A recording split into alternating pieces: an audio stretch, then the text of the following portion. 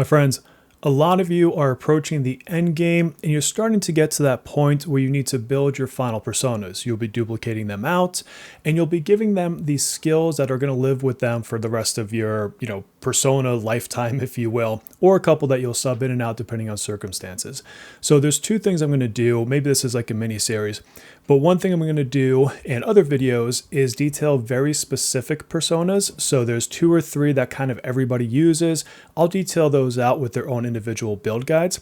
But then here, and more importantly, I think, I'm going to teach you about the skills themselves, which ones are valuable and why they're valuable. And the reason that this is important is so that if you level up a persona that maybe you haven't seen a guide for, or maybe you just want to level them because they look like fun, you'll know what skills might actually be good on those personas, and more importantly, the why behind it. So if that sounds like a good idea to you, stick with me. We're going to go through this video. I'm going to teach you all these different things. And with that, let's just jump in and let's start delivering on these pieces of information. So if you've already seen my other guides, you know that to get a persona skill, you basically come to this teach skill on whatever persona you want, and you click here. This is not going to teach you how to inherit itself, but what I'm going to do is spend the time walking through these skills up here. And I'll do it in, I think, just by kind of covering these different categories. Now to start, I want to say that most of this upper section where we're talking about actual elemental skills is the same. So what I say for fire will apply for all the other ones. And so I'm going to save you some time and not cover every single individual skill for this upper section. But if I were to come up here and look at, for example, physical, if you were to have a physical type persona, you likely already have their most important, attacks on there. But maybe you run into a situation where you want, for some reason, your persona to have an inflict sleep on it. You can go in and pull up one of these different skills and add it to it.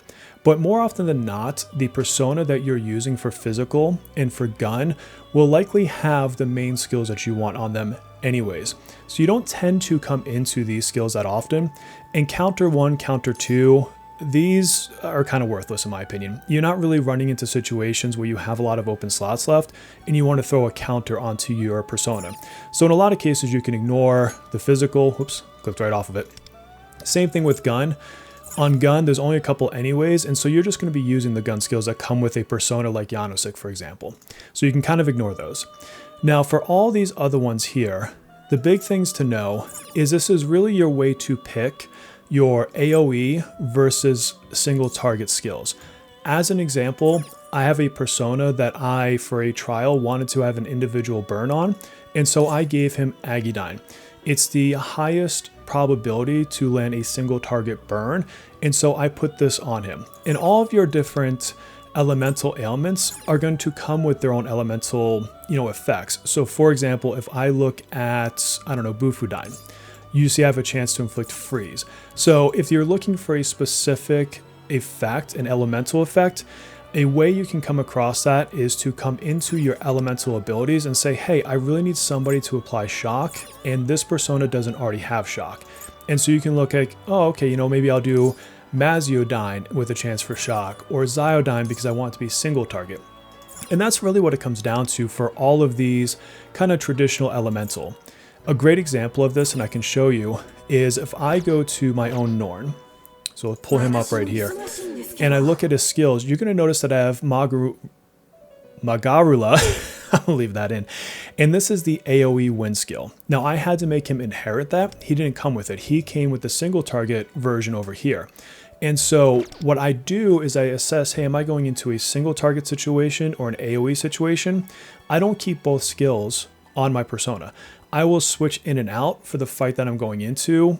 For example, guild bosses, if it's an AoE, I'll bring this one. If it's a single target, I'll bring the single target version right here. And so that's where you're most commonly going to be going into your elemental type things, is to customize single target versus AoE for a given type of elemental affinity. Really, the nuke, the Psy, these are all the same concept.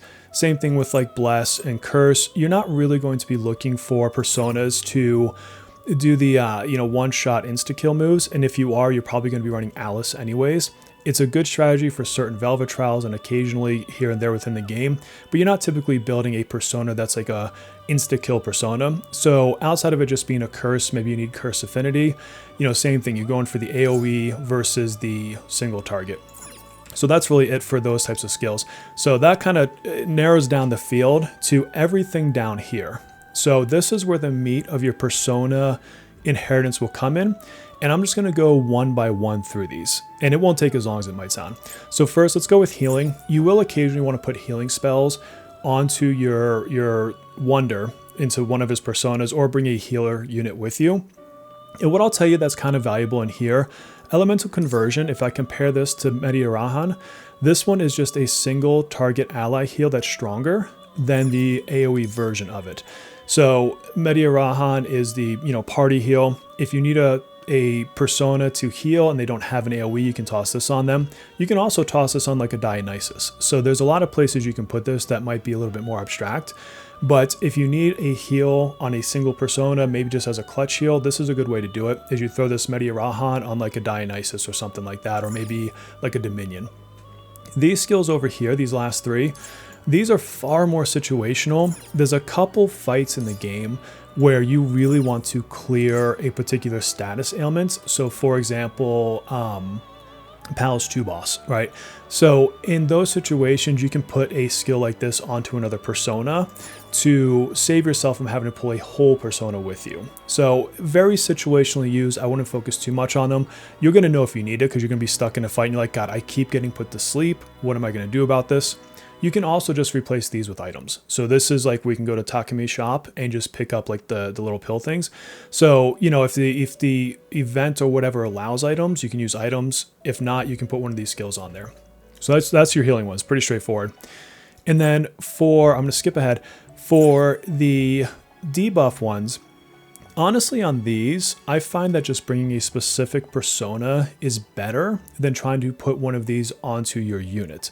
So it's basically like personas that are meant to give ailments also tend to have inherents that give better ailment accuracy versus like if I were to try to put Dazzler on Janosik, it just doesn't make as much sense as just bringing a unit to do this particular effect. Occasionally you might want to, and again, it's so situational that you're going to know those fights when it happens, or you're going to bring a unit, I hate to say it, but like a Tomoko who can put someone to sleep or something like that. If you were to watch, for example, my live stream where I was going through Velvet Trials, you'll notice that I actually brought Scotty for the sake of giving a dizzy effect against one of the enemies versus trying to like inherit one of these. So I don't usually find much of a reason to bring this through. But if you ever find yourself in a situation where the thing that you need to do is make an enemy dizzy or, somehow disable them, this is a place you can get those. I'm going to recommend you typically just bring the right persona like a Scotty. So that's those.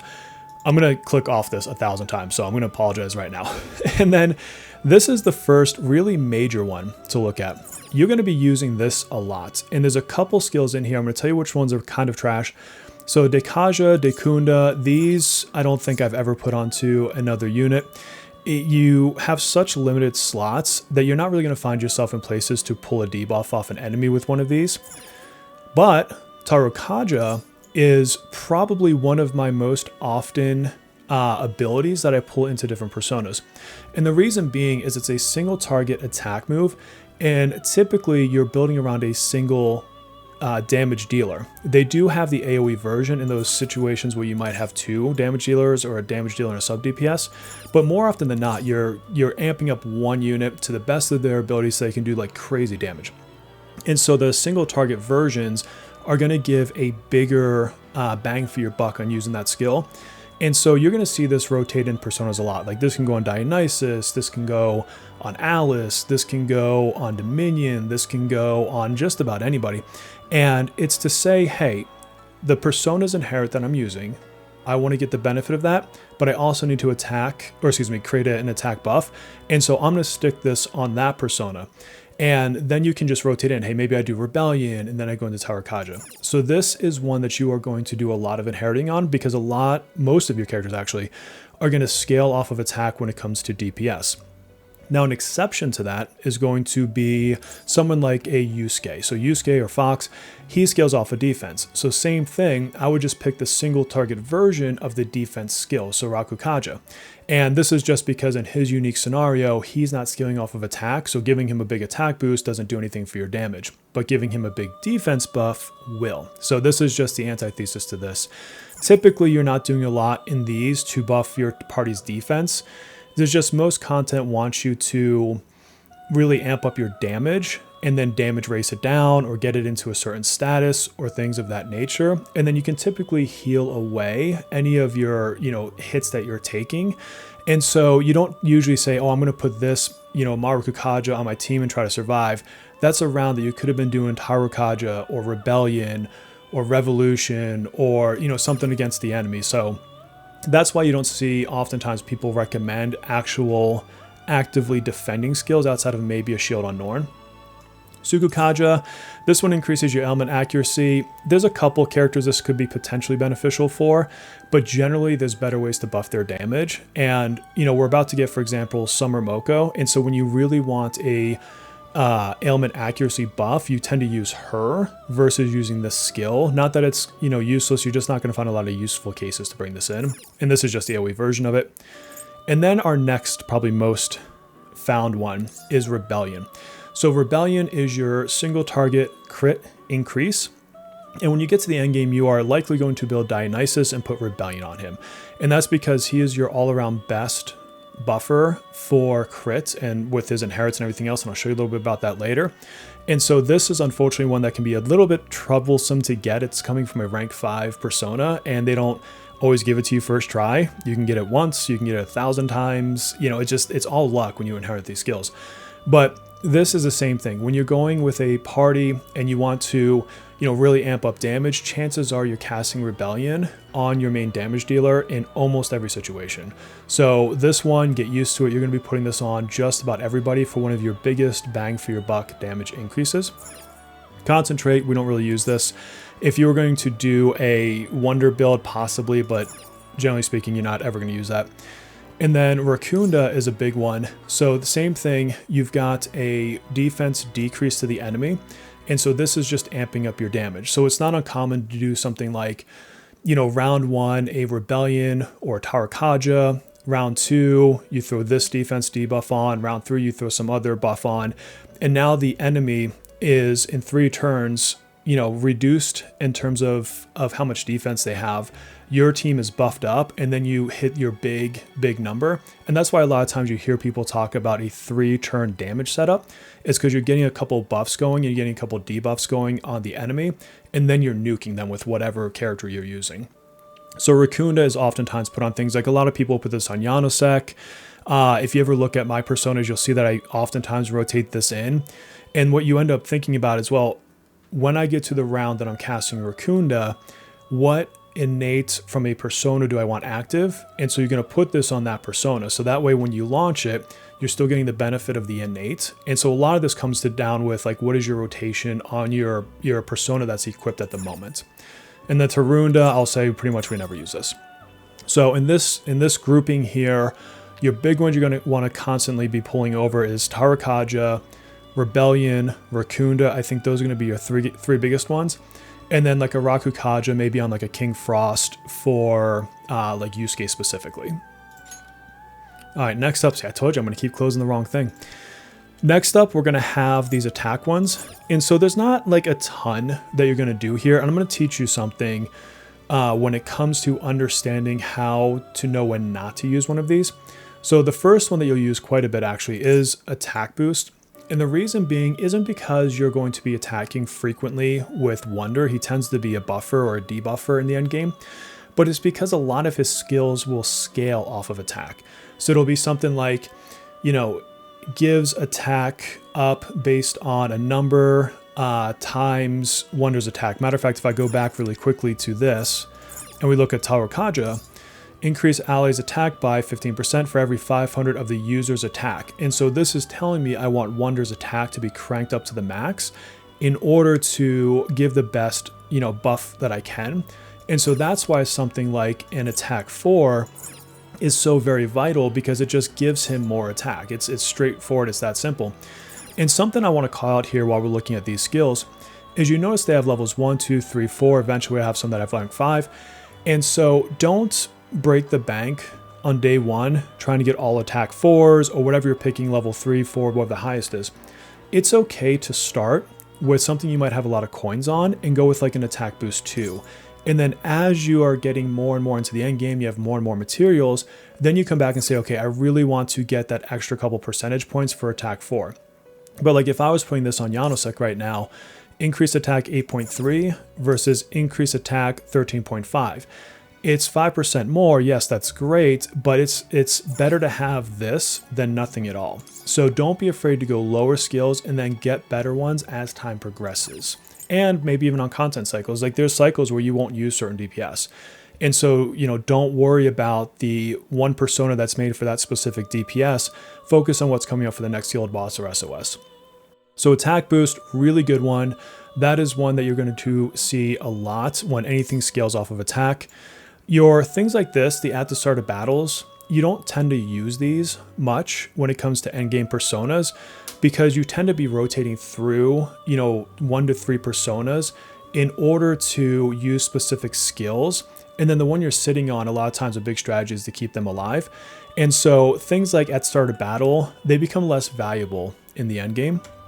And there's a few types that are like that. So same thing, all these auto powers, if you have nothing else in that persona you want, it's not going to kill you to put one of these on there. It's just generally speaking, when you start building around the power that that persona is granting, you tend to boost things for that power specifically. And these auto powers aren't usually going to do that for you.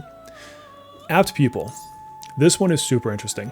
So where this is most useful is one of two cases. One is if you're running a Wonder DPS, in which case you just want more crit. That's how it works. Or two is when you have crit buffers that are using Rebellion or Revolution. And so I want to back out and show you something. So Apt Pupil increased critical rate by 8.1%. So everybody's going to build Dionysus. And so a lot of people instantly think, oh, Dionysus, he is my buffer for crit. You can see I've put both of these things on there, but you're going to notice I don't have Apt Pupil. And that's because if I look at Rebellion, increase one ally's critical rate by 9.3, so that's just a flat boost. For every 10% of user's critical rate, increase target's crit by 1.6 more, up to 6.4.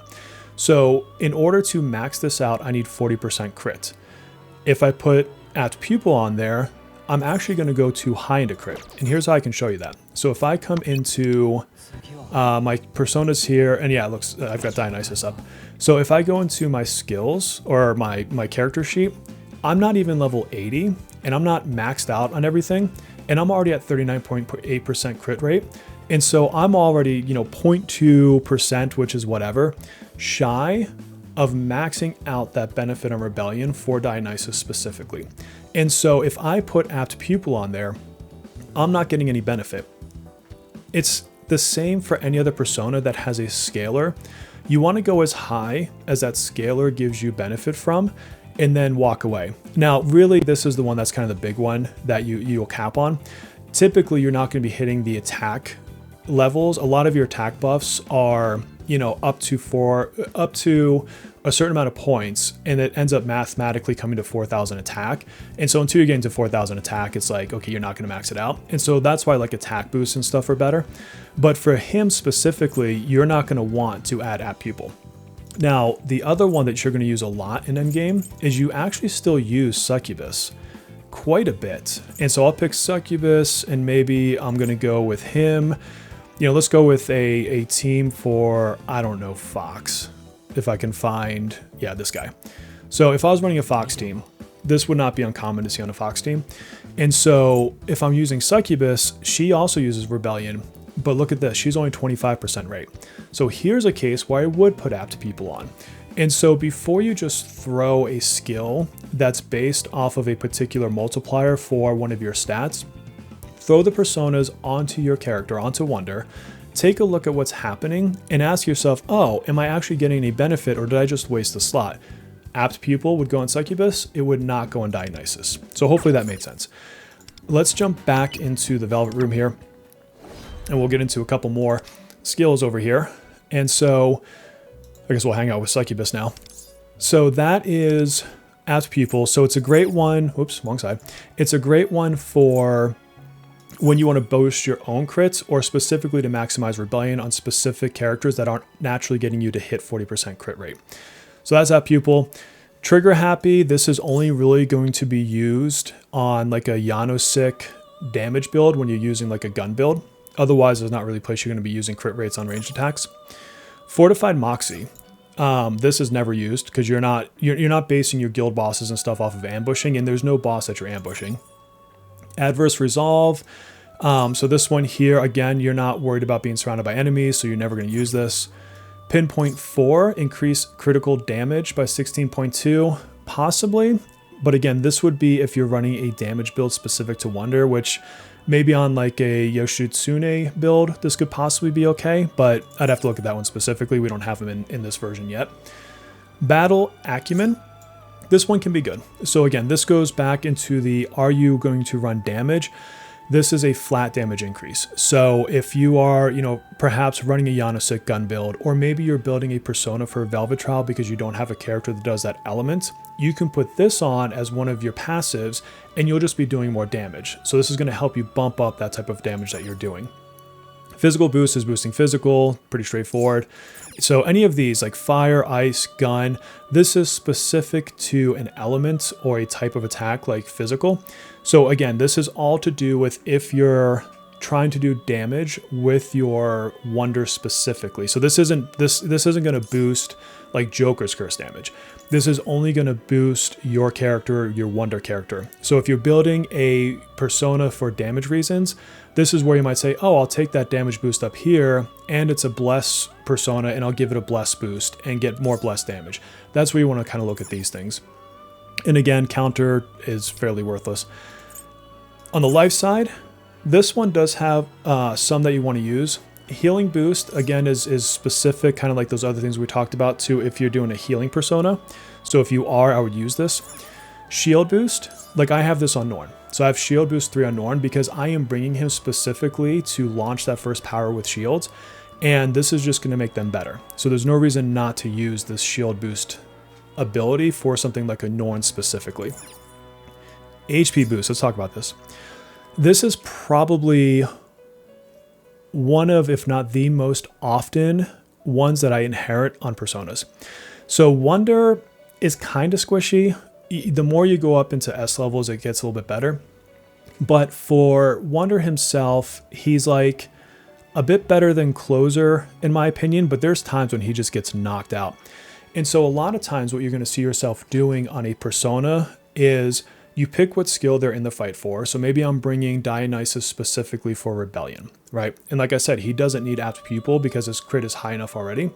And so then I'm going to bring an HP boost 4 so that my Wonder can take more damage.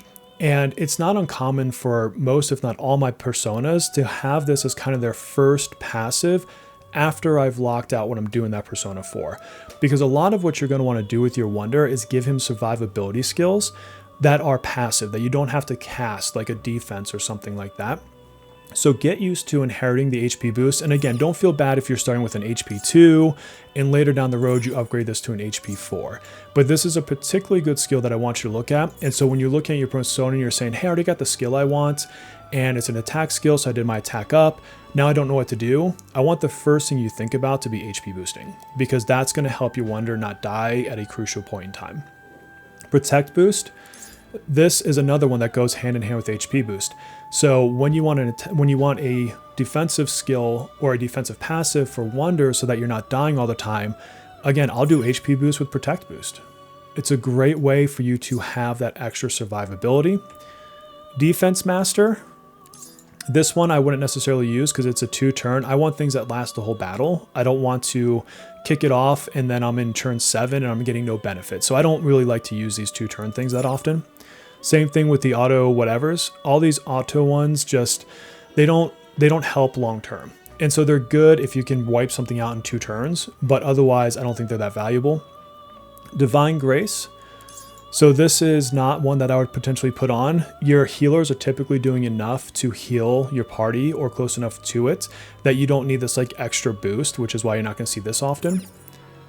reduction boost though, this one's fantastic. This is just a flat damage taken reduction. So again, when you have slots left over, think about your HP boost, your defense boost, and just a flat defense or a flat damage reduction like this one. Again, this is one you're going to see on a lot of my personas as I get, a couple months from now and I've actually had the resources to build them out. This is something you want to think about for your wonder. Let's see what else we have. All these other reductions, these are specific. So this is nuke, psi, electric, physical, whatever.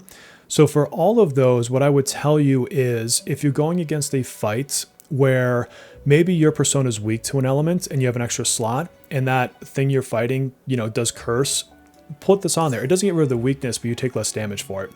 Or, if you just have an extra slot and you want to shore up a weakness on a particular persona, this just causes less damage. You'll probably use these less frequently, but occasionally you're going to find uses to have that little bit of extra damage reduction. But I would worry about the other ones I talked about first. Raindrop is stupid. Don't ever get that. I skipped over by a sharp student. This one actually can be decent. Decrease critical taken rate by 8.1%. This is another one. If I have an extra slot open, I will consider putting this on there just so I take less crits. It's good not to get crit, frankly. And then regen, I don't ever put this on there because if I'm that bad off on health, this 3.5 is not going to save me. It's going to be if my healer could save me. So regen, I don't usually ever throw on anybody. So that's your life ones. And then let's go on to this. So the accuracy.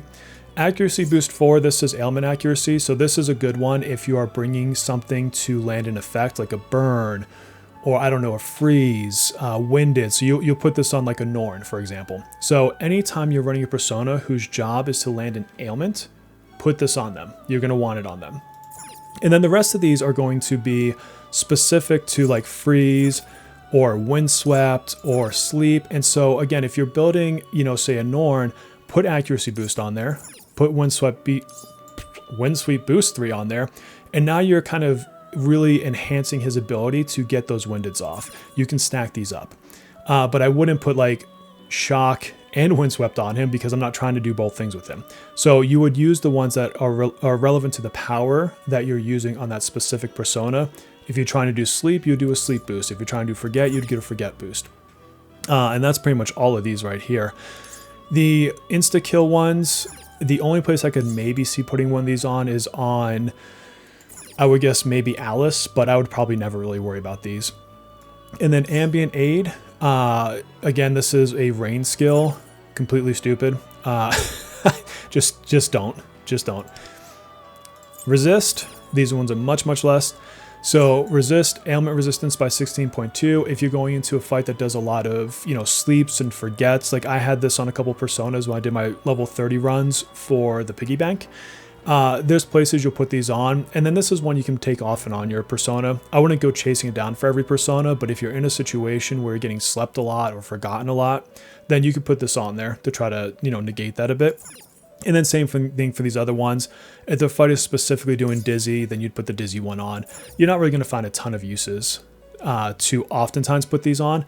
If anything, the generic one is probably your best bet, but again, it's more situational, so look at the fight. And then for specialty ones, agility. We talk about speed tuning. You are going to be pulling agility masters frequently. And the reason being is you're going to want your wonder going at a specific spot in the turn order for your team. Oftentimes, in the first 1 or 2 turns, it's going to be wonder that, or first 1 or 2 slots, you want wonder acting. And so agility master is how you do that. Decreases your defense a little bit, but it gives you speed. And so something you can do is if you want to get really specific about speed tuning, then on your team, you can pick the level of agility master that gives you just enough to go in the turn order that you want to. So you're taking less of a defense penalty. This is one where you don't necessarily want to go straight to the rank 4 because you may not want a 12% defense reduction when all you need is 6 speed. Hopefully that makes sense. Ironclad Resolve. This is basically for King Frost. So this is the opposite of Agility Master. You're losing speed, but you're gaining HP. And the reason why this works with King Frost is because in that team you're running Fox, and Fox wants to go first. And so this will help ensure that you don't go first, and then you're getting some HP in exchange for that effect. Nurture. Nurture is hit or miss. So this is what's often called Invigorate in Persona. It's a SP recovery type thing. And so this one can be good in longer fights. I think you're going to know when you need this. I can honestly only think of a couple fights in the game where I kind of suck wind and I really wish I had more SP recovery. So this isn't something I would tell you to chase for every persona, but occasionally you'll find a boss where you might want it, and then you might want to come in here and pump it in. Otherwise, not overly crazy. I wouldn't worry about it. Your Arms Master, your Spell Masters, these are reducing your HP for like a physical skill where it says, hey, I take away 50 HP, and then your SP costs. Same thing, if you're really sucking wind, then this might be okay for you. Otherwise, you're not always going to be putting this on a persona. There's a couple that are like really costly, so maybe on a couple examples. And then Life Aid, this one you're not going to use. This is an after winning. When you're done with the guild boss, doesn't matter. And then Heat Up 3, same thing. This is an ambushing one, so it doesn't really matter. But that's all of your different categories. And so the way that I would approach building a persona, and I'll show you a couple examples. So here's Norn. Now, none of my personas have their final builds right now. Again, I just don't have the resources for it. But I start working them towards it. So I ask myself, why is Norn coming into a team? Well, he does this. So after inflicting Windswept, decrease target's defense by 31.5% and increase my user defense by 30. I'm here for this Windswept ability. And what I want to do is have a power that applies that.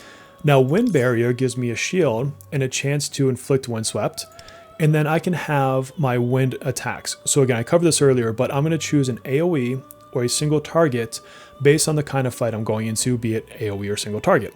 And so for him, I'm going to have this as a tradable skill. Okay. Now, if I look at my Wind Barrier, this scales off of attack. So now I've got attack boost. I don't have the rank 4 yet. That's fine. I had coins to do an attack 3. I did that one. Shield boost. It's a shield. I want my shields to be in there. Perfect. Windswept boost. I want my Windswept accuracy up. This is the reason I'm bringing him. So I'm going to boost my Windswept.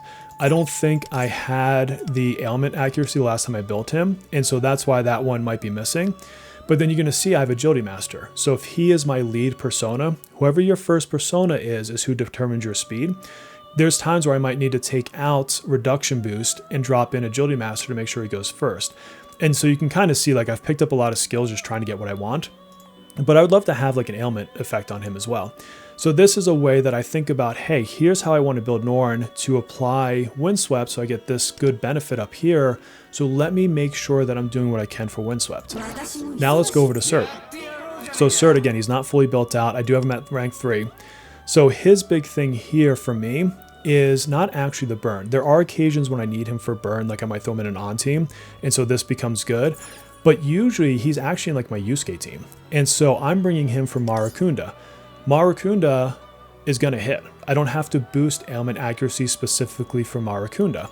And so what you might see here is, again, agility. Because if he was my first one, there's probably a fight where he was in first for some reason, maybe an on team. And so at that time I put agility on him. HP boost.